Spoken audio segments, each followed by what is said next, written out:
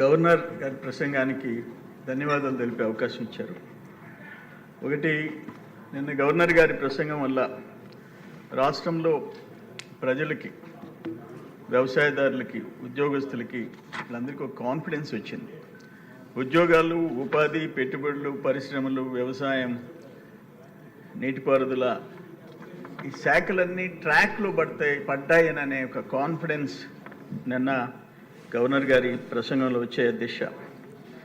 అయితే ఒక్క విషయం నేను తర్వాత మళ్ళీ సబ్జెక్ట్లో పోతాను. దిశ పదే పదే జగన్మోహన్ రెడ్డి నాకు ప్రతిపక్ష హోదా కావాలంటున్నాడు.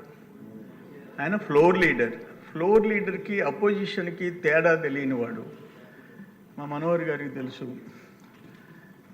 అది కౌలన్ షక్దర్ దాంట్లో క్లియర్గా recognition of political parties in parliament ఆయన బుక్లెట్లో నేను 2 మాటలు చదివి వినిపిస్తా.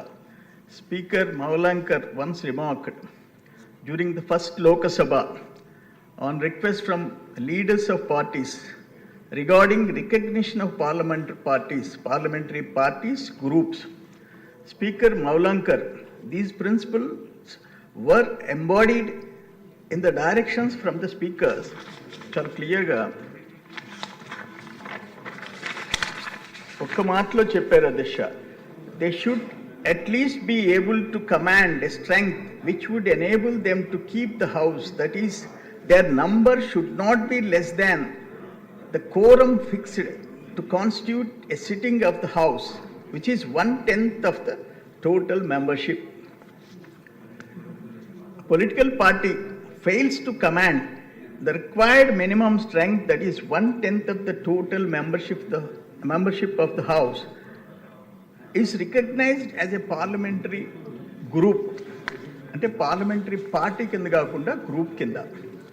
దాంట్లో in the 9th Lok Sabha Congress I consisting 194 members in 1989, Congress I consisting 194 members, Janata Dal consisting 141 members, Bharatiya Janata party 86 members were recognized as parliamentary parties.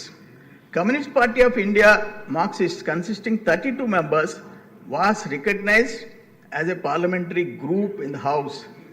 In 1991, Congress A consisting 224, Bharatiya Janata Party 119 recognized as parliamentary parties.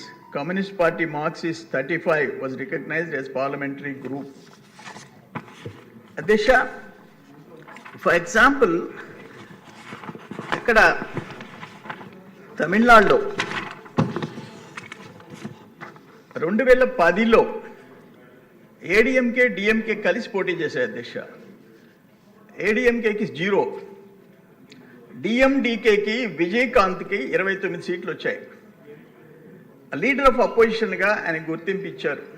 తర్వాత ఒక 8 మంది party ఫిరాయించారు. Number 21కి పడిపోయింది. ఆడ 230 చిల్లర assembly strength. Vijayakanth opposition లీడర్గా తొలగించేసేసారు.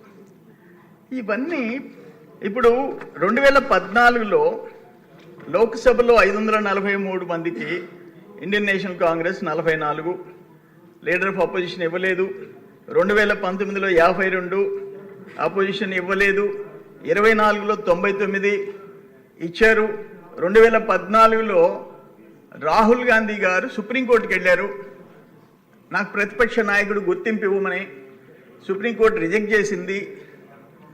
ఇవన్నీ చరిత్ర, చట్టాలు, వాటన్నిటికీ అతీతంగా నాకు ప్రతిపక్ష పార్టీ హోదా ఇవ్వండి. చంద్రబాబు నాయుడు ఎంత టైం మాట్లాడితే నేను అంత టైం మాట్లాడాలా? మాకు అర్థం కావటం లే. ప్రజలు ఇచ్చిన తీర్పుని నువ్వు స్పెషల్ బోనస్ ఇవ్వమంటున్నాడు. ఫర్ ఎగ్జాంపుల్, చంద్రబాబు నాయుడు గారు మొన్న 23 మంది ఉండి ప్రతిపక్ష నాయకుడు హోదా ఉండి ఎంత ఇల్టరీట్ చేశారు, ఎంత దుర్మార్గంగా శాసనసభలో ప్రవర్తించినారు. ఆఖరణ ఒక మాట అన్నాడు అక్కడ కూర్చొని జగన్మోహన్ రెడ్డి చంద్రబాబు నాయుడు గారుని చూపించి, నీ దగ్గర చంద్రబాబు నాయుడు దగ్గర నుంచి 5-6 మందిని సభ్యులు లాగేస్తే నీకు ఆ ప్రతిపక్ష పార్టీ హోదా కూడా ఉండదని చెప్పి నీ నోటి గుండా చెప్పావు. అంటే 23 మందిలో ఒక 6 మంది పోతే నీకు హోదా ఉండదని నీ నోటి గుండా చెప్పావు. ఇప్పుడు హోదా ఎందుకు ఇరని చెప్పేసి మాట్లాడతావు. ఇది అర్థం కాని పరిస్థితి. ఆఖరణ చంద్రబాబు నాయుడు గారు ఎంత దారుణమైన పరిస్థితి అంటే, మేము వాకౌట్ చేసేదానికి అపోజిషన్